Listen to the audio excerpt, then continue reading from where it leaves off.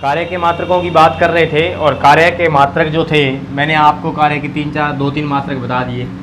अब देखिए कार्य के मात्रक कह दूं या मैं ऊर्जा के मात्रक कह दूं, यही बात कर लेते हैं, आगे भी करनी पड़ेगी। कार्य के मात्रक कह दूं या मैं ऊर्जा के मात्रक कह दूं। देखो मैंने आपको ऐसा ही पत्ती में क्या बताया था, जूल बताया था, एक कैलोरी बता दिया, एक होता है अर्घ मात्रक। किसका? अर्घ मात्रक। तो आप ध्यान रखना, एक जूल में अर्घ जो होते हैं वो 10⁻7 अर्घ होते हैं। कितने? एक जूल में जो अर्घ होते हैं वो 10⁻7 अर्घ होते हैं। एक जूल में अर्घ जो होते हैं वो 10⁻7 अर्घ होते हैं।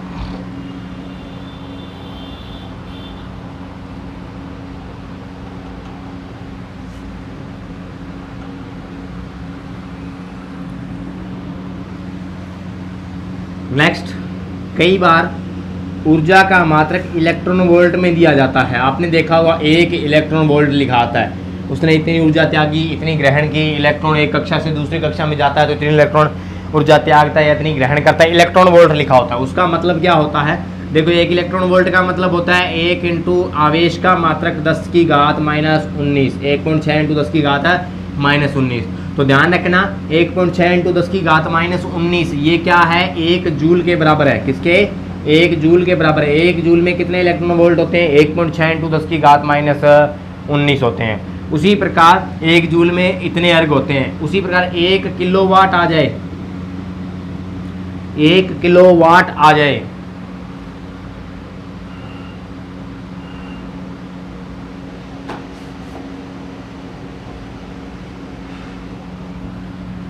एक किलोवाट आ जाए तो ध्यान रखिए 3.6 इंटू 10⁻⁻6 या 3.6 मेगावाट ये होता है। इस बात का ध्यान रखना भी। 1 जूल में 1.6 इंटू 10⁻⁻19। रुको यार, wait wait wait wait wait, 1 electron volt कितने जूल के बराबर होता है? तो 1.6 इंटू 10⁻⁻19 जूल के बराबर होता है। ये है भी सही आंकड़ा। तो 1 जूल बराबर 10⁻7 अर्घ, 1 इलेक्ट्रॉन बराबर 1.6 इंटू 10⁻⁻19 जूल और 1 किलोवाट, ये सभी ऊर्जा के मात्रक हो गए। चलिए अब पढ़ते हैं कार्य के प्रकार। तो सबसे पहले जो कार्य आता है वो कौन सा आता है? सबसे पहला जो कार्य आता है वो है धनात्मक कार्य। धनात्मक कार्य, पॉजिटिव। इसमें देखिए क्या होता है, इसमें एक परिभाषा अगर मैं लिखना चाहूँ तो लिख सकता हूँ क्या? जब विस्थापन लगाए गए बल के अनुदिश होता है, लगाए गए बल के अनुदिश होता है, तब उस बल द्वारा किया गया कार्य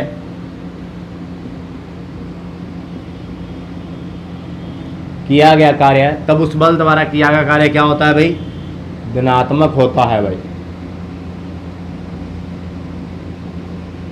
उस बल द्वारा किया गया कार्य क्या होता है? धनात्मक होता है, क्योंकि थीटा का मान तब कितना हो जाएगा? 0। तो हमारे पास F.S cos थीटा W, तो W बराबर हमारे पास बन जाएगा F.S इंटू 1।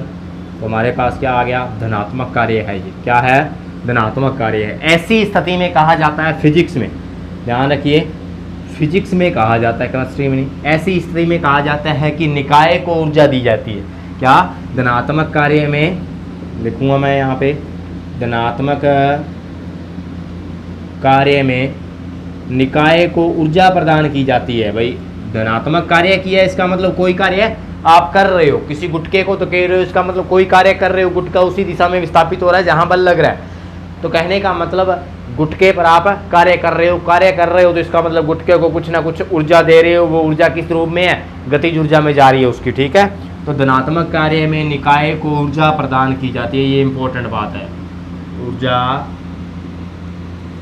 प्रदान की जाती है, निकाय को ऊर्जा प्रदान की जाती है। धनात्मक कार्य में निकाय को ऊर्जा प्रदान की जाती है। ठीक है, तो ये हमारे धनात्मक कार्य की बात होगी। चलिए इसके एग्जाम्पल क्या है वो पढ़ते हैं।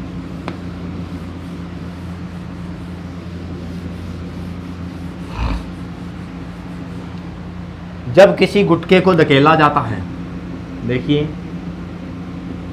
गुटके को धकेलने पर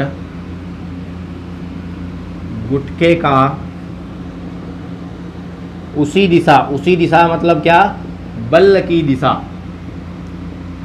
बल की दिशा में, उसी दिशा में क्या होना, विस्थापित होना। गुटके को धकेलने पर गुटके का उसी दिशा में विस्थापित होना, ये कौन सा कार्य है, धनात्मक कार्य है। दूसरा देखिए, इधर समझिए पहले दूसरे को। ये कोई स्प्रिंग है और इस पे इधर बल लगा के खींच रहा हूँ, कुछ देर बाद में स्प्रिंग खींचने पर ऐसा हो जाता है, यानी इसमें विस्थापन हो गया, एस और बल लगा था इधर, तो कहा जाता है, देखिए स्प्रिंग को जब खींचा जाता है तो स्प्रिंग अपने बल द्वारा विरोध करता है कि नहीं करता।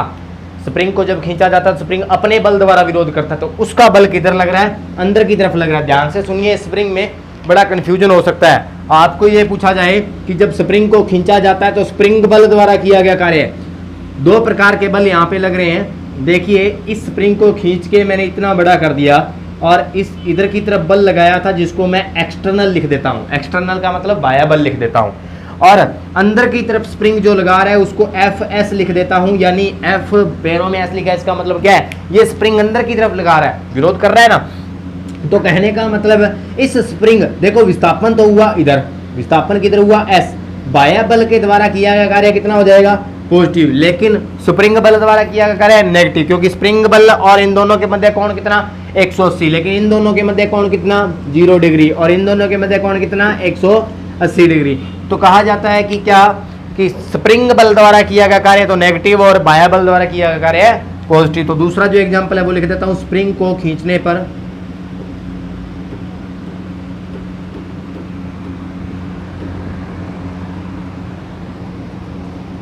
खींचने पर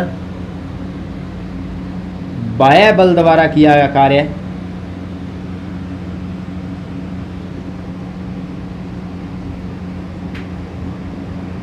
बाह्य बल द्वारा किया गया कार्य क्या होता है भाई,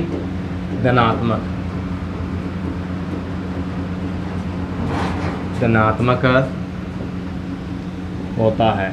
इसी टाइप का तीसरा जो उदाहरण है हमारे पास, वो क्या कह रहा है, मान लो किसी गुटके को उठा रहा हूं, यहां से इस फर्श से गुटके को उठा के इतना ऊंचा ले गया। अब बल किधर लगाया मैंने, ऊपर की तरफ, तभी तो वो ऊपर गया। बल किधर लगाया, ऊपर की, थोड़ा इधर बढ़ा देते हैं। देखिए ये कोई गुटका था और इसको ऊपर की तरफ गुरुत्व बल के अधीन, गुरुत्वाकर्षण एफ जी नीचे की तरफ लग रहा है, और हम एफ एक्सटर्नल बाह्य बल क्या लगा रहे हैं, ऊपर की तरफ लगा रहे हैं। गुटका किधर जाएगा, ऊपर की तरफ जाएगा। इसका मतलब क्या हुआ कि जो ये वाला बल लगा है एफ एक्सटर्नल, इनके मध्य कोण कितना है भाई, 0। इसका मतलब ये कार्य है तो क्या होगा, पॉजिटिव। लेकिन इनके मध्य कोण कितना है, 180 डिग्री। तो गुरुत्वाकर्षण के विरुद्ध, देखिए गुटका गुरुत्वाकर्षण के विरुद्ध जा रहा है कि नहीं जा रहा, एक बल नीचे लग रहा है, विस्थापन ऊपर की तरफ, तो ऋणात्मक कार्य होता है। तो गुरुत्वाकर्षण के विरुद्ध तो कार्य क्या आ जाएगा, ऋणात्मक। लेकिन बाह्य बल के द्वारा किया गया कार्य क्या होता है, धनात्मक होता है। तो लिख लेंगे क्या, गुरुत्व के अधीन किसी वस्तु को ऊपर उठाया जाता है तब गुरुत्व के अधीन किसी वस्तु को ऊपर उठाया जाए तब बाह्य बल द्वारा किया गया कार्य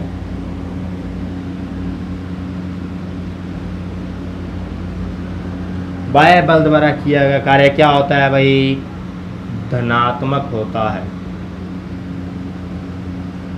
गुरुत्व के अधीन जब किसी वस्तु को ऊपर उठाया जाता है तो बाह्य बल के द्वारा किया गया कार्य धनात्मक होता है, ये बाह्य बल। लेकिन गुरुत्वाकर्षण वाले बल के द्वारा ऋणात्मक का कार्य किया जाता है। चलिए अब बात करते हैं नेक्स्ट ऋणात्मक कार्य की।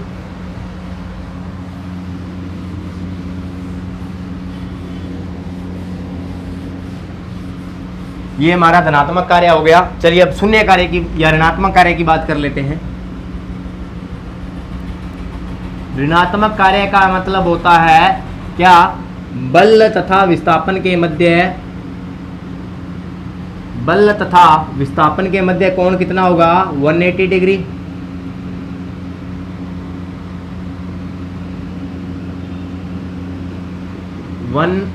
होगा 180 डिग्री। बल तथा विस्थापन के मध्य कोण कितना, 180 डिग्री। या मैं परिभाषिक शब्दावली में कहूं क्या, बल तथा विस्थापन की दिशा, बल तथा तय विस्थापन की दिशा विपरीत होगी। कैसी होगी भी, विपरीत होगी, विपरीत होगी। यानी ऐसी सिचुएशन में कुछ ऐसी कंडीशन बन रही है, यानी एफ बल इधर लगा रहे हो लेकिन विस्थापन इधर हो रहा है। ऐसी सिचुएशन में कितना, 180 डिग्री।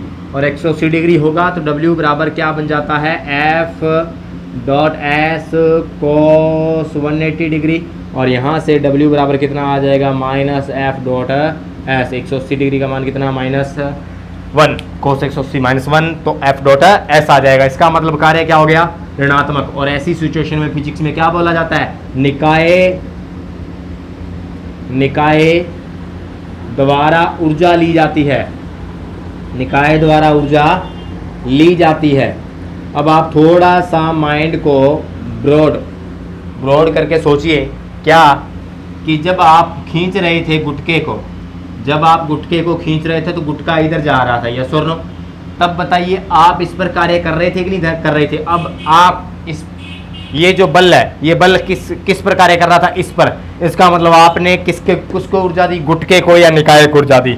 इस कंडीशन में सोचिए अगर बल इधर लग रहा है और विस्थापन इधर हो रहा है, तब बताइए आपको ये खींचेगा कि नहीं खींचेगा। इसका मतलब इस सिचुएशन में आपका जो कार्य है ये यहाँ बिल्कुल क्या है, ऋणात्मक है।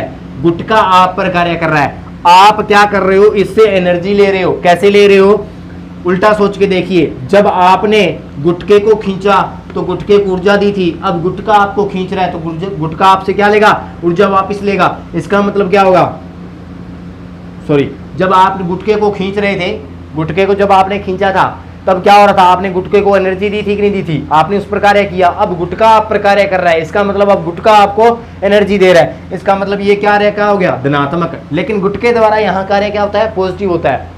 इस बल के द्वारा कार्य, इस बल के द्वारा कार्य होता है क्या, नेगेटिव। लेकिन गुटके द्वारा किया कार्य पॉजिटिव। इस बल ने क्या दी, इसको एनर्जी दी थी पहले, अब ये गुटका वापस एनर्जी, गुटका इसको वापस एनर्जी दे रहा है। तो इस बात का ध्यान रखना, ठीक है। तो ये हो गया। अब देखिए इसमें क्या होता है, निकाय द्वारा ऊर्जा ली जाती है, गुटका ऊर्जा ले रहा है।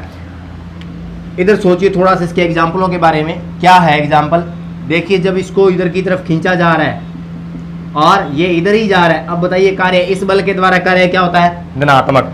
लेकिन घर्षण बल कहाँ लग रहा है, घर्षण बल का किधर लगता है, पीछे की तरफ लगता है, एफ फ्रिक्शन। घर्षण बल के द्वारा कार्य कितना हो जाएगा, माइनस, ऋणात्मक हो जाएगा। तो एग्जाम्पल में क्या लिखोगे, जब किसी गुटके को खींचा जाता है तो घर्षण बल द्वारा किया गया कार्य क्या होता है, क्योंकि घर्षण बल का जोर चलता है क्या, नहीं चलता। गुटका घर्षण के विपरीत जा रहा है, घर्षण इधर लग रहा है, गुटका अभी भी इधर ही जा रहा है। इसका मतलब घर्षण का कार्य ऋणात्मक है, इस बल का कार्य है, बाह्य बल का कार्य धनात्मक है। तो गुटके को खींचने पर, गुटके को खींचने पर घर्षण द्वारा किया गया कार्य कैसा होता है भाई, ऋणात्मक होता है। घर्षण द्वारा किया गया कार्य क्या होता है, ऋणात्मक होता है। उसी टाइप से गुरुत्वाकर्षण बल द्वारा किया गया कार्य क्या होता है, जब किसी वस्तु को ऊपर उठाया जाता है, मैंने बताया था ना, वस्तु ऊपर उठ चुकी है लेकिन गुरुत्वाकर्षण नीचे लग रहा है, विस्थापन ऊपर की तरफ है, दोनों के मध्य कोण कितना है, 180 डिग्री। तो गुरुत्वाकर्षण के द्वारा किया गया कार्य है, पूरी लैंग्वेज लिख लेना, मैं सीधा बता रहा हूँ, गुरुत्वाकर्षण के द्वारा किया गया कार्य क्या होता है, ऋणात्मक होता है। और फिर मैंने एक चीज़ बताई थी क्या, कि गुरुत्वाकर्षण वाला हो गया ना, घर्षण वाला भी हो गया, और कौन सी रहेगी बात, गुटके को खींचने में घर्षण द्वारा किया गया कार्य ऋणात्मक होता है, गुरुत्वाकर्षण के द्वारा किया गया कार्य भी क्या होता है, ऋणात्मक। स्प्रिंग वाला, ये देखिए स्प्रिंग को खींचा था तो बताइए स्प्रिंग बल किधर लग रहा है, एफ एस अंदर की तरफ लग रहा है, लेकिन विस्थापन बाह्य बल के अनुदिश बाहर की तरफ। तो अब बताइए बाह्य बल के द्वारा किया गया कार्य तो धनात्मक, लेकिन गुटका का जो स्प्रिंग बल है, इस स्प्रिंग बल के द्वारा किया गया कार्य क्या होता है, ऋणात्मक होता है, सॉरी ऋणात्मक होता है। तो स्प्रिंग बल द्वारा किया गया कार्य क्या होता है, स्प्रिंग बल द्वारा किया गया कार्य, पूरी लैंग्वेज में लिख लेना, समझ गए ना इस बात को, ठीक है। तो ये हमारा धनात्मक और ऋणात्मक कार्य हो गया, शून्य कार्य नेक्स्ट क्लास में पढ़ेंगे, तब तक के लिए धन्यवाद।